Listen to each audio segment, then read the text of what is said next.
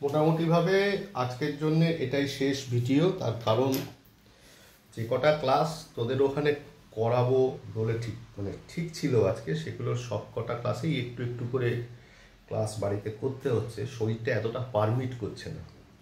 আমি 2 নাম্বার যে HWটা দিয়েছিলাম সেটার এক্সপ্লেনেশনটা করে দিচ্ছি। এবার জার্নালটা আশা করি ওদের বুঝতে কোনো অসুবিধে হবে না। আবারও তাহলে একটা দাগ টানলাম। কি বলেছে? Bought a typewriter from X and company for cash.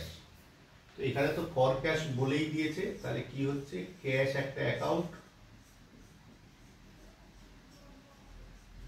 Real, ওর সঙ্গে কি আচরণ করা হয়েছে না, ওর কাছ থেকে টাইপরাইটার কেনা হয়েছে। মানে ক্যাশটা কেন এসছে, ক্যাশকে প্রশ্ন করলাম ক্যাশটা কেন এসছে না টাইপরাইটার কেনা হয়েছে।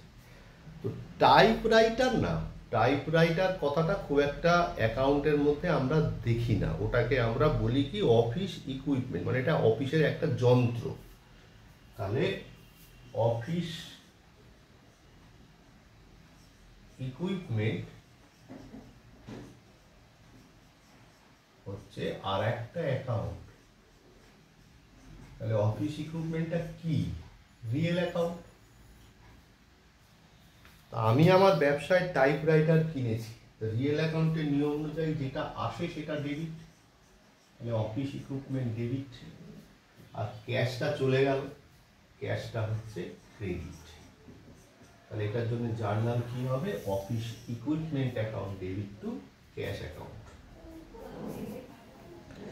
Paid for electric bill, paid লেখা রয়েছে, ক্যাশ একটা অ্যাকাউন্ট। ক্যাশকে প্রশ্ন করলাম ক্যাশটা কেন এসছে না ইলেকট্রিক বিল দিয়েছি তাই। এটাকে আমরা ইলেকট্রিসিটি অ্যাকাউন্ট লিখতে পারি, ইলেকট্রিসিটি অ্যাকাউন্ট হলো নমিনাল অ্যাকাউন্ট। তাহলে ইলেকট্রিসিটি বাবদ খরচা হয়েছে, নমিনাল অ্যাকাউন্টে অল এক্সপেন্সেস অ্যান্ড লসেস আর ডেবিট, ক্যাশটা চলে গেছে। রিয়েল অ্যাকাউন্টে যেটা চলে যায় সেটা ক্রেডিট। তাহলে কি হলো? Electricity account debit to cash account. Salary paid to office staff 14 number, salary paid লেখা রয়েছে, তার মানে ক্যাশ একটা অ্যাকাউন্ট। ক্যাশকে প্রশ্ন করলাম ক্যাশটা কেন এসছে, স্যালারি দিয়েছি তাই। স্যালারি হচ্ছে আর একটা অ্যাকাউন্ট, স্যালারি অ্যাকাউন্ট হচ্ছে নমিনাল। তাহলে কি হবে? Salary paid to office staff. তাহলে আমি স্যালারি বাবদ আমার খরচা হয়েছে, তাহলে যে বাবদ খরচা হয় সেটা হচ্ছে ডেবিট। আর স্যালারি বাবদ আমার ঘর থেকে টাকা চলে গেছে, তাহলে রিয়েল অ্যাকাউন্টের নিয়ম অনুযায়ী যেটা চলে যায় সেটা ক্রেডিট। বুঝলাম? জার্নাল কি হবে? Salary account debit to cash account. তারপর subscription paid to local club, paid লেখা রয়েছে, তার মানে কি? তার মানে নগদ লেনদেন, ক্যাশ একটা অ্যাকাউন্ট। প্রশ্ন করলাম কেন না, প্রশ্ন করলাম ক্যাশটা কেন এসছে না সাবস্ক্রিপশন দিয়েছি তাই। সাবস্ক্রিপশন হচ্ছে আর একটা অ্যাকাউন্ট।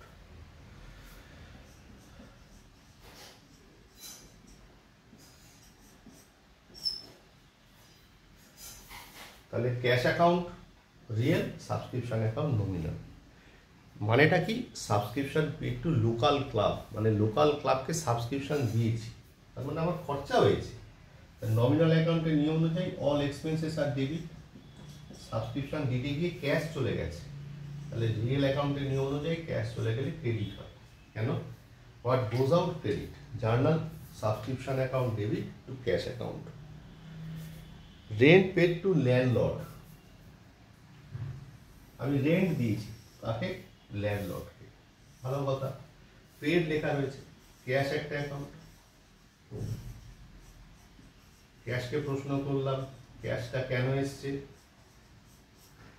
না ল্যান্ডলর্ডকে রেন্ট দিয়েছি তাই রেন্ট হচ্ছে আর একটা অ্যাকাউন্ট, রেন্ট অ্যাকাউন্ট নমিনাল। তাহলে আমি রেন্ট দিয়েছি, রেন্ট বাবদ আমার খরচা হয়েছে, তাহলে যদি খরচা হয় তাহলে সেক্ষেত্রে কি হবে, নমিনাল অ্যাকাউন্টের নিয়ম অনুযায়ী যে দিকটায় খরচা হবে সেটা হচ্ছে ডেবিট, আর ক্যাশ অ্যাকাউন্ট হচ্ছে ক্রেডিট। তাহলে rent account debit, cash account credit.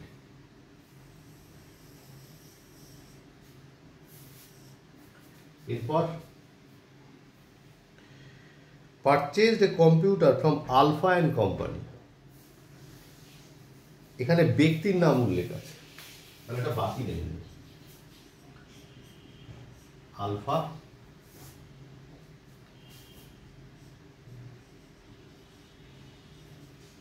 And company, personal. আর ওর সঙ্গে কি আচরণ করা হয়েছে না, কম্পিউটার কেনা হয়েছে, কম্পিউটার ও অফিস ইকুইপমেন্ট, তাই না? তাহলে অফিস ইকুইপমেন্ট হচ্ছে